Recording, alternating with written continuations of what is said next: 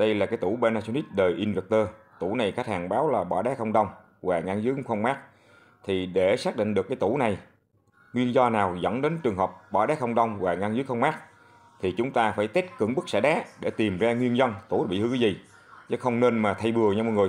Vì vậy trong clip ngày hôm nay mình chia sẻ cho tất cả mọi các bạn xem cách test xả đá cưỡng bức như thế nào để tìm ra nguyên nhân tủ bị hư gì nha mọi người. Chào tất cả mọi người các bạn, hôm nay trở lại với kênh Toàn Đổ Vlog, kênh chia sẻ hướng dẫn sửa chữa điện cơ lạnh. Mình cũng đang đến nhà khách kiểm tra một cái tủ lạnh Panasonic đời inverter nha mọi người. Tủ này là khách báo là không lạnh. Thì trên kênh chia sẻ hướng dẫn sửa chữa điện cơ điện lạnh của mình đó, mình chia sẻ rất nhiều dòng tủ từ đời mono đến đời inverter. Thì đời là đời inverter nha mọi người. Tủ này là nói chung 240 lít, nhưng mà tủ này thì hiện tại giờ khách cũng đang xài. Thì mình đang quay cận cảnh trong cái buồng ngăn đông của nó đây. Thì ở ngồi xe em nhìn vào thì anh em nhìn thấy là ở trong này nó đang là bám tuyết mọi người, đông tuyết trong nhà lạnh. Thì mình kết luận rằng thì cái tủ này hiện tại là đang hư bộ xả tuyết.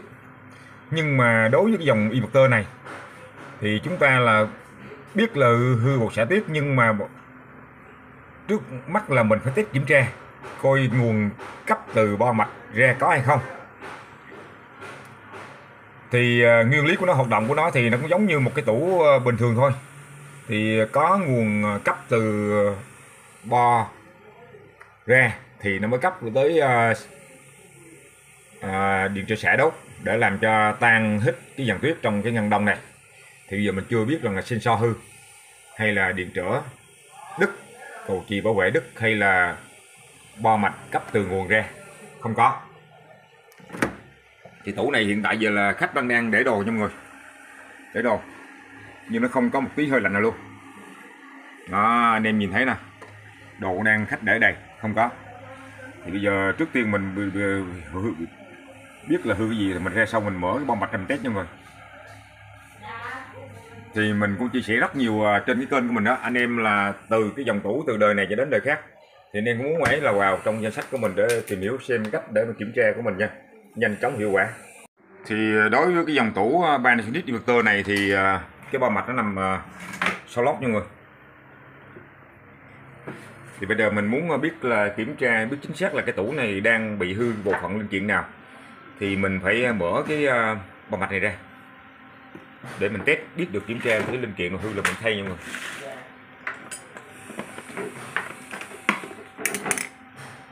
Rồi bắt đầu mình mở cái bo mạch ra nha mọi người. Thì ở đây á, trong cái bo này, đối với cái dòng Panasonic này nha, thì ngay chỗ là cái tụ lọc của nó có một cái chân sóc là RI20 và RI51. Nếu mà anh em mà kích xả thì anh em chỉ cần quẹt kích vào cái chân RI20 và RI51 thì lúc này là block máy sẽ tắt nha mọi người, sẽ ngưng, và đồng thời là lúc này nó cấp nguồn vào cho cái điện trở xả. Còn bây giờ hiện tại mình đang kiểm tra cái tủ này, hiện tại nó đang bấm tuyết trong. Thì bây giờ để mình tháo ngăn đông ra, mình tháo ngăn đông ra mình coi thử cái quạt nó chạy không. Mình đang thấy cái quạt cũng không chạy nha. Rồi bây giờ mình tiếp tục mình tháo ngăn đông ra. Thì hiện tại trên này cái ngăn đông nó cũng không được, cái quạt cũng không chạy nè. Nếu mà giả sử như cái quạt mà cái ngăn đông mà nó không chạy á, không chạy, quạt không chạy á, thì nó vẫn đóng tuyết này nha mọi người. Thì mình kiểm tra từng giai đoạn. Nếu mà giả sử như cái quạt cháy á, thì mình chỉ cần thay quạt thôi.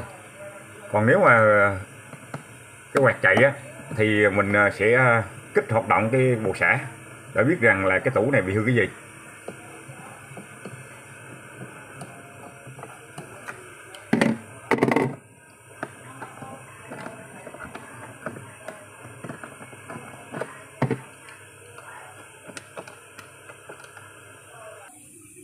Thì hiện tại giờ mình tháo ngăn đông ra thì anh em nhìn thấy là hiện tại giờ là cái quạt không chạy nha, quạt không chạy.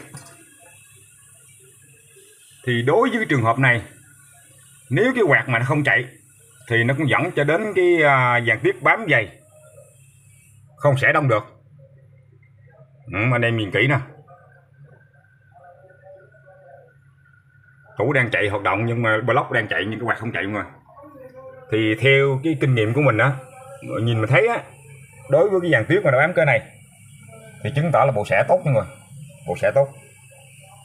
Anh em nhìn thấy là nó đóng thưa cái này nè, chỉ một số dàn tuyết nó bám trên này, nó bám dày trên này là nguyên do là cái quạt nó không có chạy thử, nó không hút được cái hơi đá ra trên ra cho vậy, cho nên là nó phải bám tuyết thế này nha. Có thể kết luận rằng là cái tủ này thì do hư cái quạt nha mọi người. Bây giờ sẵn trường hợp này mình kích xẻ tự động luôn, kích xẻ tự động luôn coi thử như thế nào. Thì cái đồng hồ mình đang cặp dòng ampe là mọi người nhìn thấy là đang nhảy là dòng 0.69 nha mọi người. Đây là 0.69, 0.7 nè, là chứng tỏ là block máy đang chạy nha. Thì sẵn clip này mình test luôn cho mọi người kiểm tra cái bộ xẻ tuyết nó tốt hay không nha. Thì đối với những cái dòng tủ mà giả sử như anh em mà muốn test á, với những cái dòng tủ inverter thì anh em phải, những cái tủ mà khách mà lỡ rút lâu ngày ra rồi không xài thì mọi người nên là phải cho gắm tủ chạy lại trong vòng 15 đến 20 phút, rồi rút cái con sensor bỏ vào ngăn dàn lạnh, thì khi mà nó cảm biến được cái độ lạnh rồi anh em mới test được nha. Còn đối với tủ này thì khách đang xài nhưng mà mình bị kiểm tra mình biết là cái quạt không chạy, cho nên vì vậy sẵn clip này mình test luôn cho tất cả mọi các bạn xem. Thì bây giờ là mình sẽ, anh em nhìn kỹ nè, đây là cái chân là sóc, cái chân hai cái lam này là của chân Ri50 và Ri20 và Ri51 nha mọi người.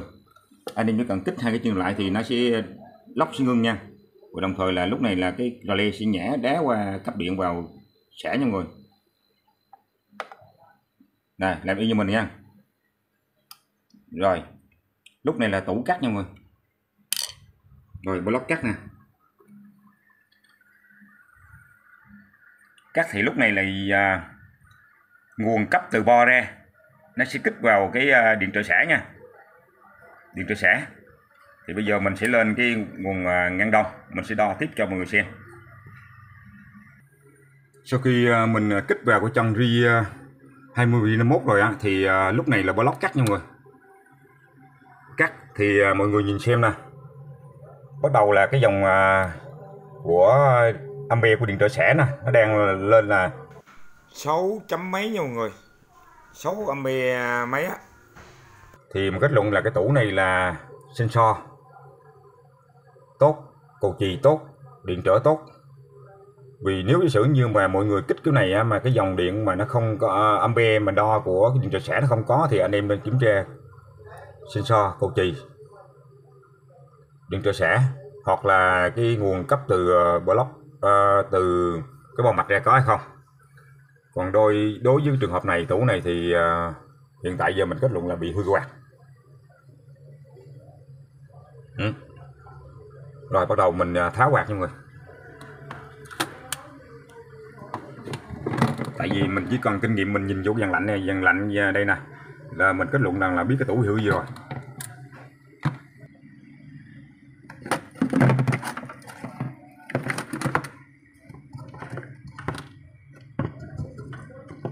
Giờ mình rút quạt ra thôi.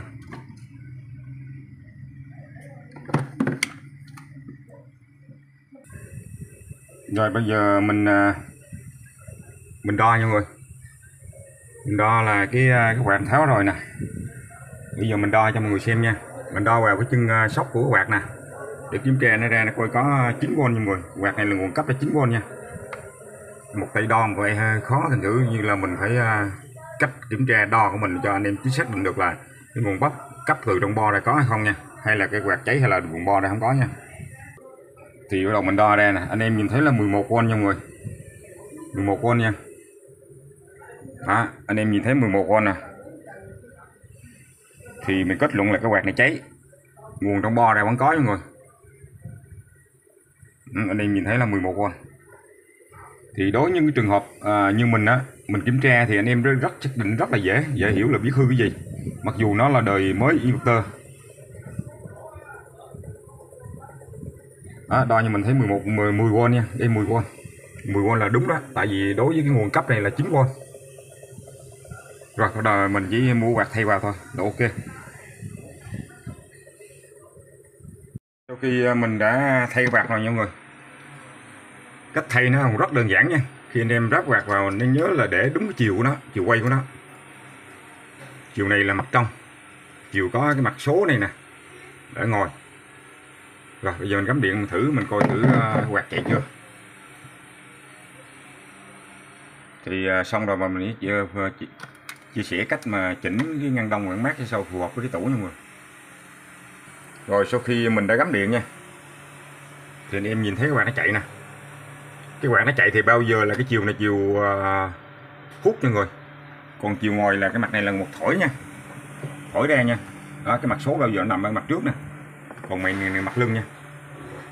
Đó, rồi bắt đầu bây giờ mình ráp cho hoàn tất cái tủ lại, xong mình chia sẻ cái phương pháp mà cách mà chỉnh tủ ngăn đông ngăn mát cho phù hợp.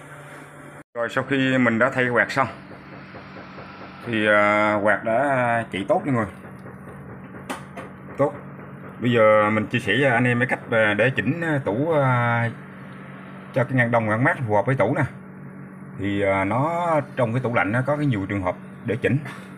Thì anh em nhìn thấy đây là cái cần gạt nha, cần gạt của buồng ngăn đông nè. Ở đây là cái khung cửa sổ để đưa cái hơi lạnh xuống ngăn mát cho người, chứ không phải là chỉnh ngăn đông toàn diện nha. Thì anh em nhìn thấy dưới mát normal và mát lớn này, bên là cái chữ mà mát mà bên tay phải á, là nếu mà gạt qua này thì nó là maximum, là nghĩa là đóng ngăn hơi lạnh xuống ngăn mát cho người. Thì anh em phải gạt qua, đưa qua tay trái nè, mà đúng nha, đưa trái này sẽ hơi lạnh hơn rất nhiều. Còn chỉnh ngăn đông thì của tủ thì anh em xuống đây, xuống ngăn mát này. Thì chỉnh ngăn đông thì ở đây nó có một cái volume nè.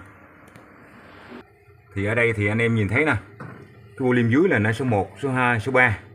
Chứ Kunder là nó bên phải là nó là số lớn nha mọi người. Nếu anh em vặn vào số 3 là số lớn nha, còn vặn vào số 2 là số trung bình, số 1 là số nhỏ. Vì vậy mình khuyên anh em là nên để số trung bình là vừa. Anh em chỉnh như mình là ok. Thôi clip hôm nay đến đây kết thúc. Mọi người yêu mến kênh mình, bấm trên một like, đăng ký kênh, một bình luận chia sẻ để mình luôn luôn có cái động lực làm những clip mới. Xin chân thành cảm ơn tất cả mọi người các bạn.